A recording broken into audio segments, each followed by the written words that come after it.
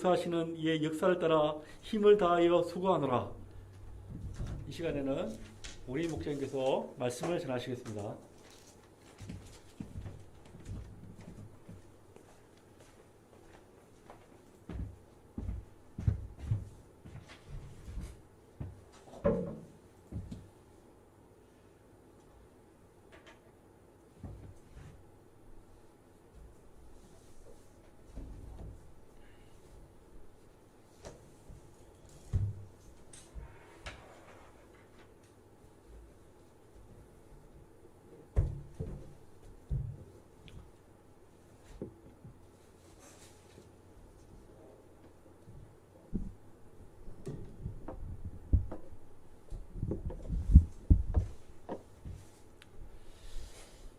네, 안녕하십니까? 안녕하십니까? 해피 뉴 이어. 해피 뉴 이어. 네.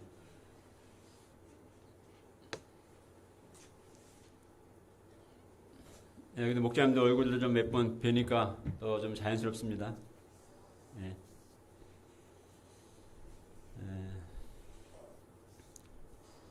네, 뭐 아직 뭐 안 들어오신 분들은 또 더 줌에 많이 들어오셔서 영상을 보여주시면은 또 같이 또 예배드리는 그런 이제 분위기가 될 것 같습니다. 오늘 신년 이감 말씀의 제목은 복음의 소망입니다. 복음의 소망. 오늘 말씀이 좀 어려운 말씀인데 제가 참 이 말씀 하여튼 골로새서 말씀 공부를 제가 메시지 때 자세히 하기는 힘들고 말씀 공부를 해야 아마 제대로 이제 자세하게 공부할 수 있을 것 같고요. 오늘 말씀은 좀 더 포인트 있게 복음의 소망이라는 주제로 제목으로 말씀을 듣고자 합니다. 유절 1장 23절을 읽고 시작하겠습니다. 23절 시작. 만일 너희가 믿음에 거하고 서희에 굳게 서서 너희 들음과 복음의 소망에서 흔들리지 않으면 그러하리라. 이 복음은 선한 만민에게 전파되는 자요 나 바울은 이 복음의 일꾼이 되었노라. 하나님 아버지, 2021년 새해 첫날 우리가 주님 앞에 모여 예배 드릴 수 있게 하심을 감사합니다. 오늘도 저희가 참 코로나로 인해서 온라인으로 우리가 모여서 예배를 드립니다. 주님은 영이시니 우리가 예배하는 각 가정마다 각 처소마다 동일한 주님의 성령을 함께 하셔서 우리가 한 마음으로 아버지께 예배하는 또 시간 되게 해주시고 예배를 또 받아주시고 또 우리 심령에 또 예배의 은혜를 허락하여 주시기를 기도합니다. 죄인을 세우셨사오니 죄인의 입술을 통하여서 주님이 주시는 한 말씀을 우리 각자의 심령에 또 깨닫게 해주시고 또 은혜 허락해 주시기를 기도합니다. 우리 주 예수 그리스도 이름으로 기도합니다. 아멘.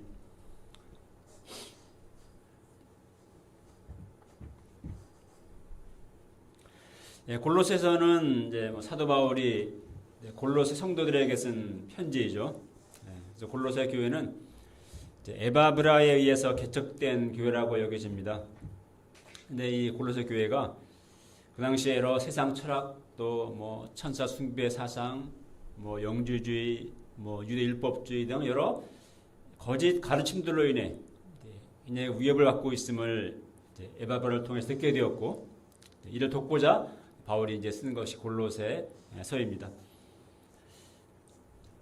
예수님의 교회가 처음 세워졌을 때부터 교회는 늘 세상으로부터 온갖 공격을 받아왔습니다. 예수님이 이제 내가 이 반석 위에 내 교회를 세우리라 하시면서 음부의 권세가 이 교회를 이기지 못하리라 이렇게 말씀하셨죠. 그때부터 이미 이것은 예고된 것입니다.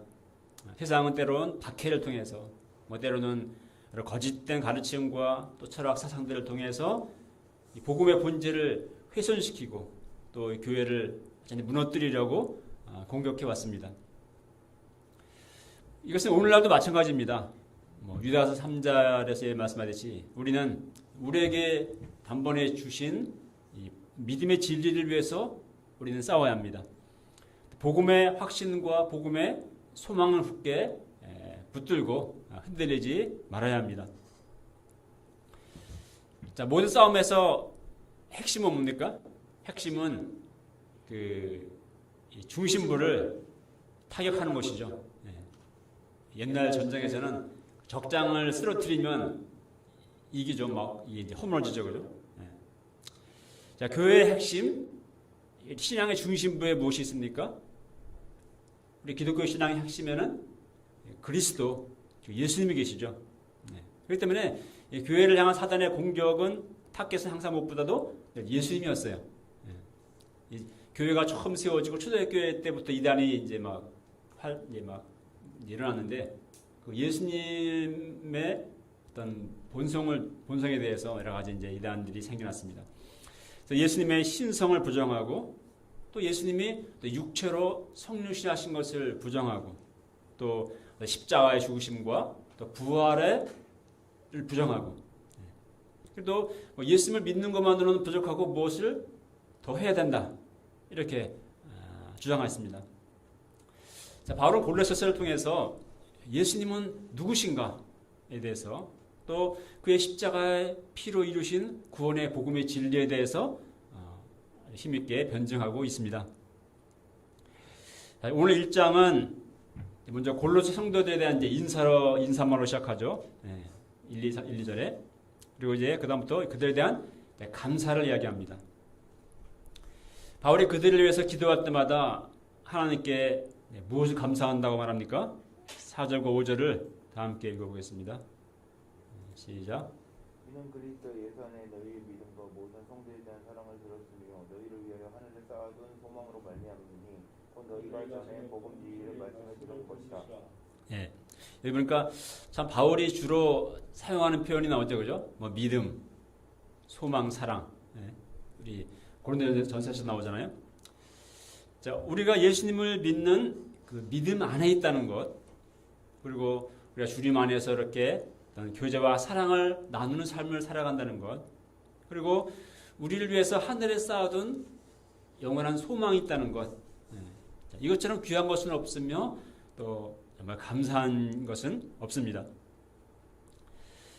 우리가 어떻게 이런 은혜들을 얻게 됐다고 말합니까? 복음 진리의 말씀을 들었기 때문이다. 이렇게 바울은 말합니다.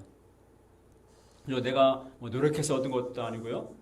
내가 열심히 공부해서 깨우친 것도 아니고 이 복음 진리 말씀을 우리가 들음으로 얻은 것입니다. 그래서 5절은 말씀합니다. 이 복음이 이미 너에게 이름에 너희가 듣고 참으로 하나님의 은혜를 깨달은 날부터 너희 중에서와 같이 또 온 천하에서도 열매를 맺어 자라는도다. 우리에게 복음을 듣게 하시고 또 복음 안에 있는 그 은혜를 깨닫게 하신 하나님께 감사를 드립니다. 자, 이제 9절부터는 골로새 성도들을 위한 바울의 기도예요. 9절 보면은 바울은 그들이 모든 신령한 지혜와 또 총명으로 하나님의 뜻을 아는 것에서 채워지게 해달라 이렇게 기도하고 있습니다. 한마디로 하나님의 정말 뜻을 잘 알 수 있도록 기도하는 것이에요. 하나님의 뜻이 무엇인가에 대해서 10절부터 바울은 구체적으로 말씀을 합니다. 10절을 보면은 첫째로 주께 합당히 행하여 범사에 하나님을 기쁘시게 하며 모든 선한 일에 열매를 맺는 것입니다. 하나님의 뜻은 자, 예수님을 믿는 자는 그에 합당하게 행해야 합니다. 어떤 사람은 그가 신자란 것을 알게 될 때 사람들은 놀랍니다. 아니, 저 사람이 신자였어? 전혀 그렇게 보이지 않았다는 것이죠. 이렇다면 문제입니다. 그 반대로 어쩐지 정말 그럴 것 같았어. 역시 예수 믿는 사람은 다르구나. 이렇게 되어야 마땅하겠죠. 예수님을 믿는 자로서 합당하게 우리가 범사에 주님을 기쁘시게 하며 또 모든 선한 일들에서 열매를 맺어가는 그런 삶을 사는 것이 하나님의 우리를 향한 뜻입니다. 자, 둘째로 10절 하반절에 보면은 하나님을 아는 것에서 자라가는 것입니다. 자, 우리 신앙은 우리가 성장해 가야 해요. 자라가야 합니다. 사람은 이제 20세가 되면은 육체적으로 성장이 멈추죠. 그러나 그 이후에도 정신적으로는 계속 우리는 성장하고 또 성숙해 가야 합니다. 뭐 우리 100세 철학자 유명한 우리 김영석 교수님은 지금 올해 100세인데 아주 활발하게 막 책을 쓰고 뭐 1년에 뭐 한 권 이상 쓰는 것 같아요. 책을 쓰고 또 아주 열심히 강연을 하고 활동하고 있습니다. 그분 말하기를 정말 사람이 성장하기를 포기할 때 늙는 것이다. 또 쓸모없는 존재가 되어버린다. 나이가 80이든 90이든 열심히 공부하고 배울 때 계속 성장할 수 있고 더 성숙함을 이루어갈 수 있다 하고 말합니다. 자, 하나님을 믿는 우리는 하나님을 아는 것에서 여러 가지겠지만 하나님을 아는 것에서 우리는 자라가야 합니다. 새해는 우리 모두 하나님을 아는 것에서 또 자라가면 좋겠습니다. 하나님을 알려면 어떻게 해야 되겠습니까? 먼저 성경을 공부해야 되겠죠. 왜냐면 하나님은 성경에 계시되어 있으니까, 성경에 계시되어 있고 하나님 말씀이니까. 우리가 성경을 읽을 때도 단지 어떤 지식을 얻고자 혹은 뭐 단지 뭔가 내 마음에 뭐 와닿는 뭔가 그냥 어떤 은혜만 받고자 은혜 받고자만 하는 것이 아니라 정말 하나님을 알고자 하는 소원, 하나님을 더 깊이 만나고자 하는 소원을 가지고 성경을 읽고 우리가 묵상하는 것이 필요합니다. 그리고 누구를 우리가 알아간다는 것은 뭐 그에 대한 많은 정보를 안다고 아는 것이 아니죠. 그 사람과 인격적인 사귐을 통해서 더 깊이 알아가게 되는 것이죠. 그처럼 우리가 성경에 대한 지식, 뭐 신학 지식이 많아진다고 하나님을 아는 것이 아닙니다. 뭐 신학 박사인데 하나님을 안 믿는 사람들도 많아요. 하나님과의 깊은 교제와 사귐을 통해서 인격적인 만남을 통해서 우리는 하나님을 알게 됩니다. 세상에 많은 지식이 있지만 하나님을 아는 것보다 것처럼 고상하며 또 위대한 지식은 없습니다. 새해 우리 모두 하나님을 아는 것에서 자라가는 그런 해가 될 수 있기를 기도합니다. 셋째로 11절에 보면은 기쁨으로 모든 견딤과 오래 참음에 이르게 해달라고 바로 기도합니다. 우리 인생을 살아간다는 것이 참 고난이고 뭐야 수고이죠. 세상 사람들은 정말 술을 마시며 인생의 고단함을 달랩니다. 혹은 요즘에 뭐 TV에 많이 나오는 그 트로트를 들으면서 뭔가 위로를 얻고자 합니다. 그러나 우리 성도들은 정말 주님이 주시는 위로와 주님이 주시는 기쁨으로 인생의 고난을 견디며 또 인내하며 우리는 살아갈 수가 있습니다. 자, 넷째로 하나님의 뜻은 우리가 감사하는 삶을 사는 것입니다. 12절을 함께 읽어볼까요? 시작. 우리로 하여금 구간의 관대에서 건져내사 그의 사랑의 아들의 나라로 옮기셨으니 그 아들 안에서 우리가 승량과 제사함을 얻었도다. 죄송합니다. 12절인데? 우리 여기 계신 분들이 잘못 읽었네.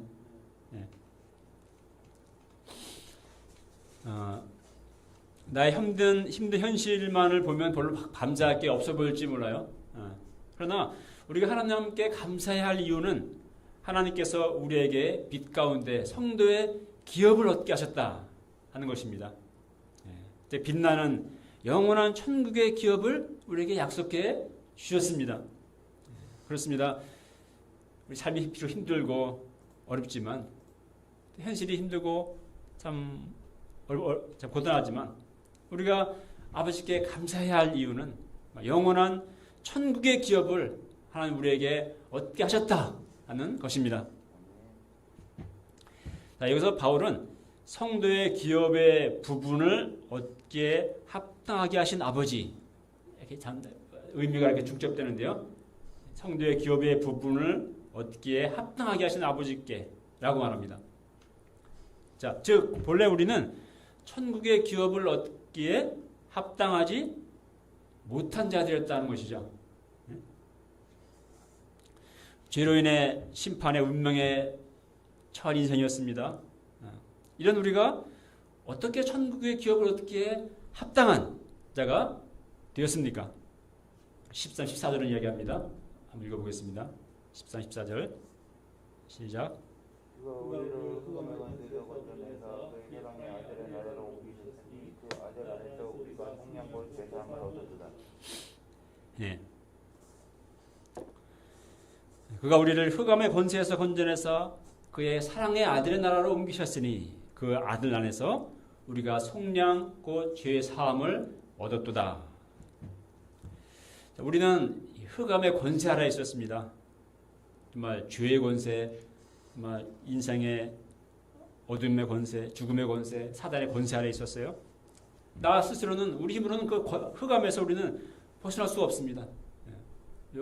우리는 이 진리 모르는 어둠에서 흑암에서 인생의 이 절망과 죽음과 이어서 우리는 벗어날 수가 없습니다.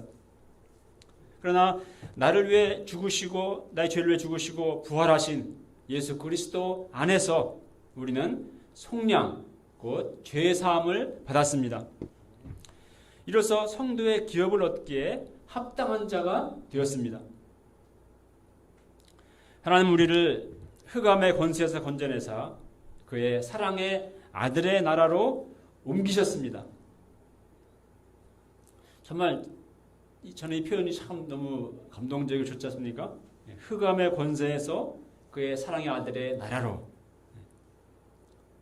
얼마나 정말 감동적인 또 감격적인 사실입니까? 말씀입니까? 우리 탈북자들의 간증 들어보면은 탈북자 신분으로 막 피해 다니고 뭐 체포당해서 또 교화소 수용소 끌려가고 또 다시 또 도망쳐 나가고 막 그러다가 마침내 정말 비행기를 타고 탁 떠나서 대한민국 땅에 왔을 때 그 정말 눈물 나는 감격들을 이야기합니다. 어둠의 땅에서 벗어났다는 마침내 자유의 땅에 도착했다는 그런 안도감, 기쁨, 내 삶이 뒤바뀐 그런 어떤 감격인 것이죠.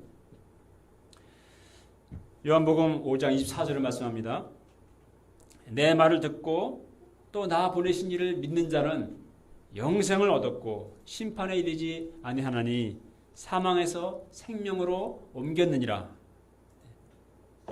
그렇습니다. 우리는 예수 믿는 우리는 사망에서 생명으로, 사망의 땅에서 생명의 땅으로, 사망의 운명에서 영원한 생명의 삶으로 옮겨졌습니다.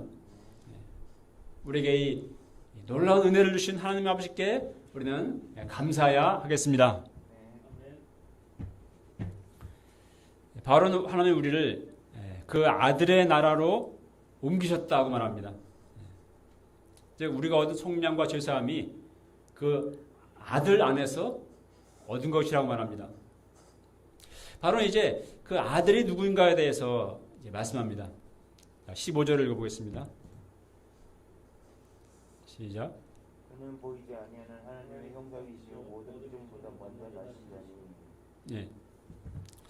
자, 하나님은 영이시죠. 하나님은 God is Spirit. 하나님은 이렇게 어떤 형체로 제한될 수 없는 하나님은 보이지 않는 영이십니다.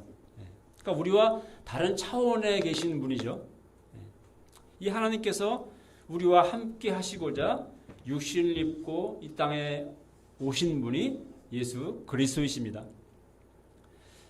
영이신 하나님은 사실 우리에게는 정말 추상적이고 좀 막연한 존재일 수밖에 없죠. 그러나 영이신 하나님이 육신을 입고 오심으로써 우리는 예수 그리스도 통해서 하나님을 더 구체적으로 또 인격적으로 알고 또 만나고 체험할 수 있게 된 것입니다. 사도 요한은 요한 1서 1장에서 이것을 가르쳐서 태초부터 있던 생명의 말씀, 영원한 생명이 우리에게 나타난 바 되었다 하고 말합니다. 또 히브리서 1장에 보면은 옛적의 선지자들을 통하여 여러 모양으로 말씀하신 하나님이 이 모든 날 마지막에 아들을 통하여 우리에게 말씀하셨으니 이는 하나님의 영광의 광채시요 그 본체의 형상이시다 하고 말합니다.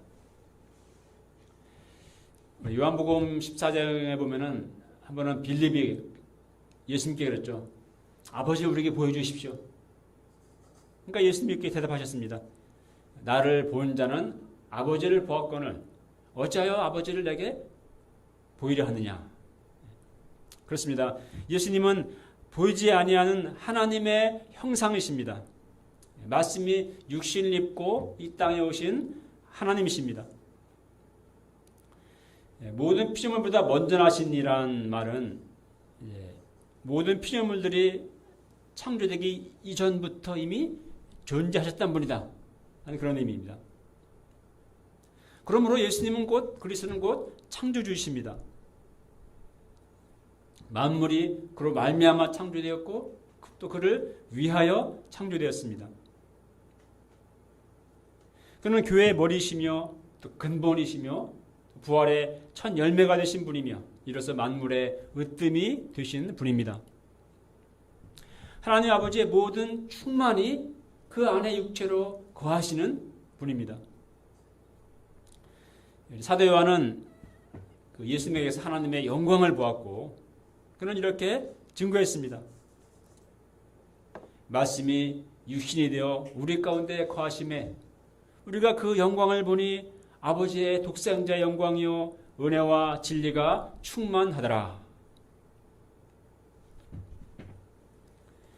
우리 의심하던 도마는 정말 예수님의 내 정말 손가락으로 그 못자국에 넣어보자 못 믿겠다 했던 도마가 부활하신 예수님을 만났을 때 그는 이렇게 고백합니다. 나의 주, 나의 하나님이시니다. 우리 요한계시록을 보면은 모든 피조물들이 이 보좌에 앉으신 하나님과 또 어린 양 예수께 찬송과 영광과 돌리는 그러한 광경들이 예배 광경이 많이 나옵니다. 그렇습니다. 예수 그리스도는 하나님이십니다. 우리의 눈을 열어주셔서 예수님 안에 있는 하나님의 영광을 보게 하시기를 기도합니다. 하나님은 친히 모든 충만으로 예수님 안에 거하셨습니다. 그리고 그의 십자가로서 화평을 이루셨습니다. 20절을 함께 읽어보겠습니다. 시작. 그의 십자가의 피로 화평을 이루사 만물 곧 땅에 있는 것들이나 하늘에 있는 것들이 다 그로 말미암아 자기의 화목되게 하기를 기뻐하십니다. 네.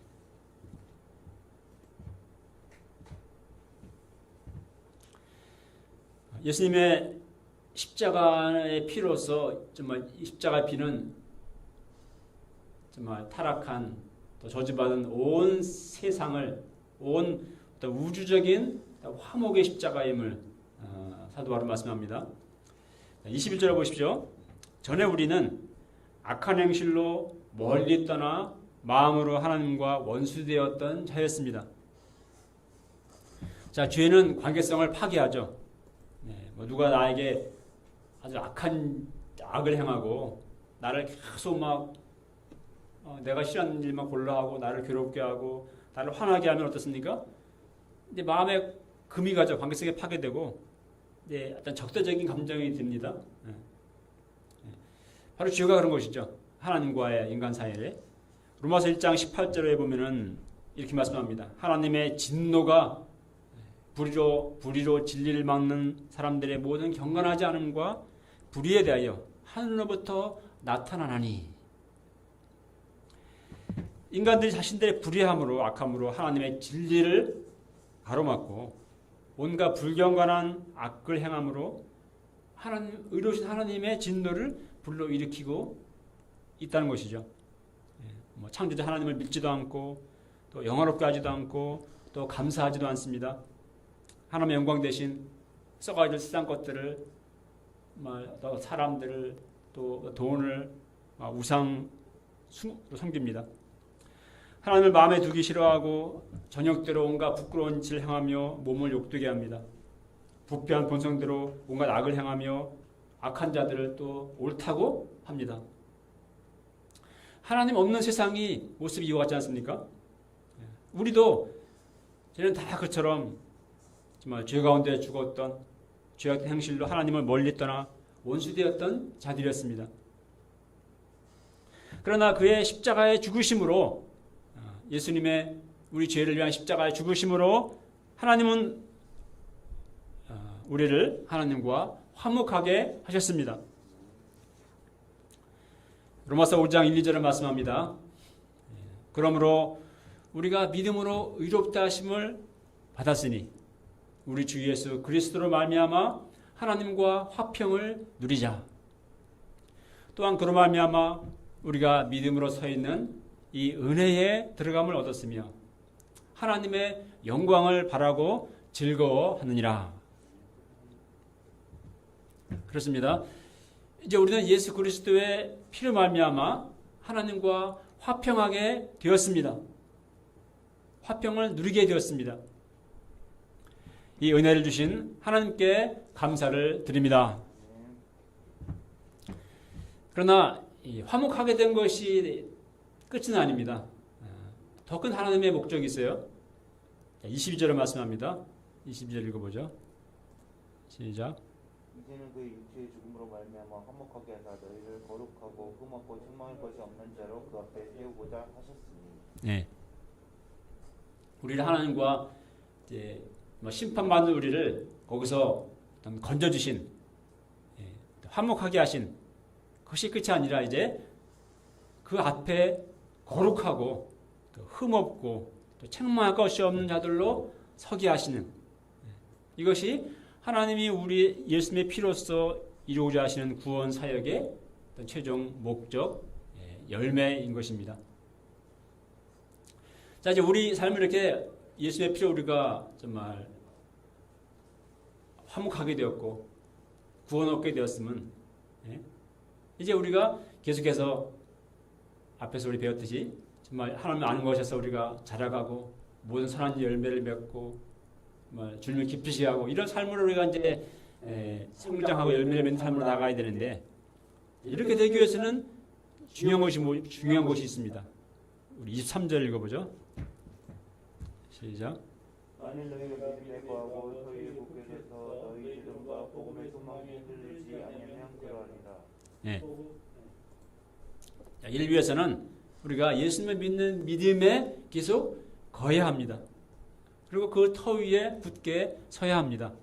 그리고 우리가 들은 바 복음의 소망에서 흔들리지 말아야 합니다.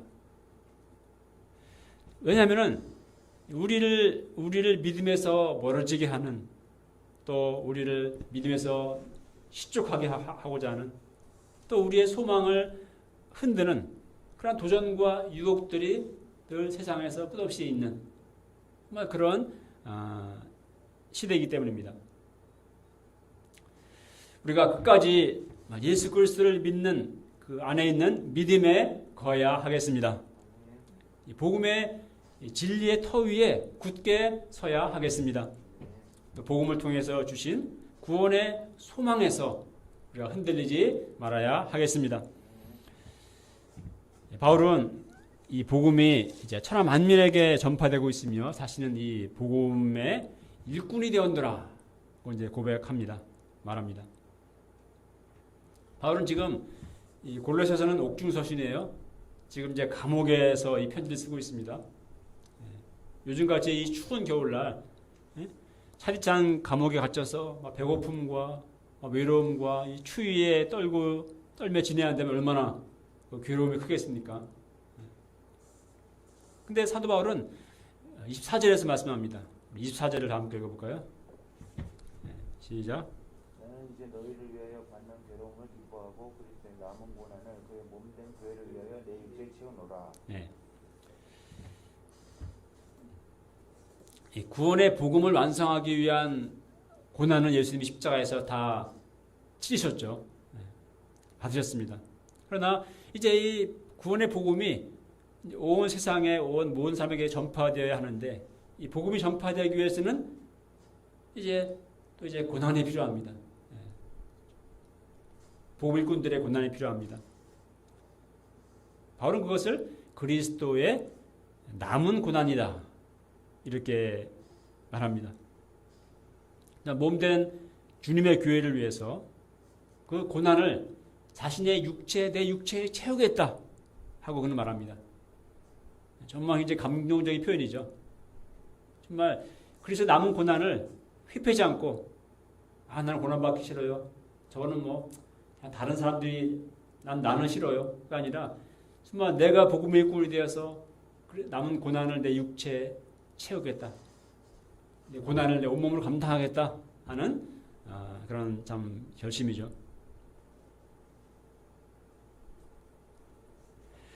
복음의 일꾼의 삶을 살기 위해서는 고난이 필요합니다. 고난이 따릅니다. 그러나 이 고난처럼 영광스러운 고난은 없습니다. 만세로부터 감춰졌다가 이제 나타난 복음, 그 놀라운 구원의 복음으로 죄와 멸망 가운데 있는 영혼들을 하나님과 화목하게 하는 이 직분처럼 영광스러운 것은 없습니다. 28절과 9절에서 바울은 말합니다. 우리가 그를 전파하여 각 사람을 권하고 모든 지혜로 각 사람을 가르침은 각 사람을 그리스도 안에서 완전한 자로 세우려 함이니 이를 위하여 나도 내 속에서 능력으로 역사하시는 이의 역사를 따라 힘을 다하여 수고하노라. 바울은 정말 힘을 다하여 수고한다. 바울의 열정이 느껴집니다.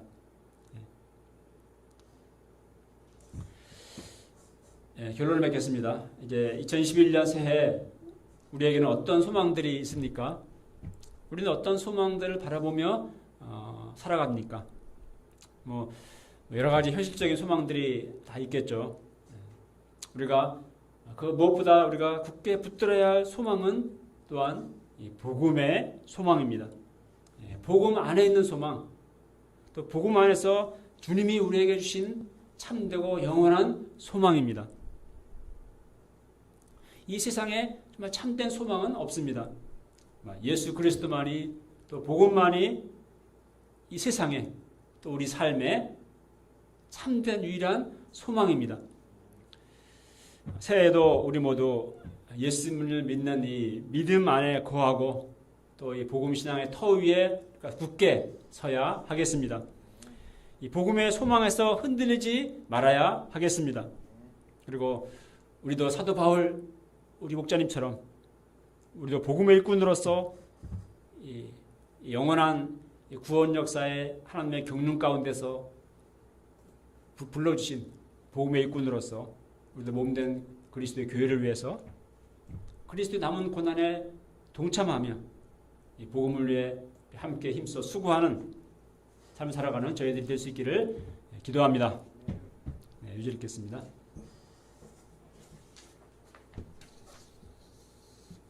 (23절) 시작. 만일 너희가 믿음에 거하고 터위에 굳게 서서 너희 들은 바 복음의 소망에서 흔들리지 아니하면 그리하리라. 이 복음은 천하 만민에게 전파된 자요 나 바울은 이 복음의 일꾼이 되었노라. 하나님 아버지, 정말 소망 없던 또 흑암에 있던 또 죄로 인해 하나님을 멀리 떠나 원수되었던 우리를 예수 그리스도의 복음으로 그 십자가의 피로써 우리를 속량해 주시고 우리를 그의 아들의 나라로 빛의 나라로 옮겨주신 주님의 은혜를 감사드립니다. 우리가 참으로 이 혼란하고 또 복음의 적대적인 이 시대 가운데서 우리가 예수님을 있는 믿음 안에 거하며 또 그 복음의 터 위에 굳게 서며 또 복음의 소망에서 흔들리지 않는 또 삶을 살아갈 수 있도록 도와주십시오. 또 우리가 정말 영원한 구원 역사의 경륜 가운데서 복음의 일꾼이 되어서 이 복음을 위해서 전파를 위해 힘써 수고하는 그런 삶을 살아가는 저희를 낼 수 있도록 하여 주시옵소서. 예수님의 이름으로 기도합니다.